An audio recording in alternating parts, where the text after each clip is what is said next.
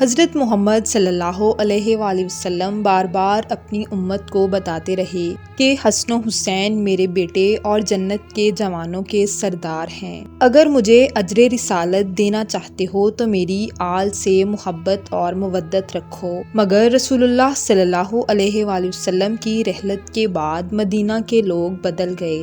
حضرت علی علیہ السلام فرماتے تھے کہ لوگ میرے سلام کا جواب تک نہیں دیتے۔ امام حسن علیہ السلام مدینے کے لوگوں کے بدلتے رویے کو اپنی آنکھوں سے دیکھتے رہے۔ بی بی فاطمہ الزہرا سلام اللہ علیہا کا گھر جلا، آپ کا پہلو شکستہ ہوا، جناب محسن شہید ہو گئے، بی بی فاطمہ الزہرا سلام اللہ علیہا کی شہادت ہو گئی۔ آپ ان تمام مناظر کو آنکھوں سے دیکھتے رہے۔ آپ کے نانا اور آپ کی والدہ کے غم نے آپ کو بہت تنہا کر دیا۔ بس جب آپ جوان ہوئے تو بالکل اپنے نانا رسول اللہ صلی اللہ علیہ وآلہ وسلم سے مشابہ تھے۔ آپ سیرت و صورت میں بھی رسول اللہ کے مثل تھے۔ امام علی کی شہادت کے بعد امام حسن علیہ السلام مومنوں کے امام مقرر ہوئے تو لوگوں نے آپ پر ظلم کے وہ پہاڑ توڑ دیے کہ آج بھی آپ کو تنہا ترین سردار کے نام سے یاد کیا جاتا ہے۔ رسول اللہ صلی اللہ علیہ وآلہ وسلم نے فرمایا تھا کہ میری امت کا سب سے بڑا فتنہ مال ہے،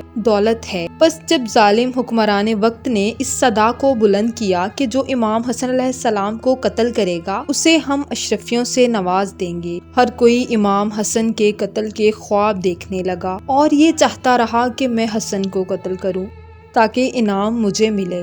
لوگ آپ کی توہین کیا کرتے تھے مگر آپ صبر کرتے۔ جب لوگوں کے رویوں کی وجہ سے آپ کا دل بھر آتا تو آپ خانہ کعبہ کے پاس چلے جاتے اور غلاف کعبہ کو پکڑ کر فرماتے، اے اللہ یاد رکھنا، تیرے حبیب کی امت نے مجھ پر وہ ستم ڈھائے ہیں جو اگر کالی راتوں پر گرتے تو کالی راتیں سفید ہو جاتی، اگر سفید دنوں پر گرتے تو وہ کالی راتوں میں تبدیل ہو جاتے۔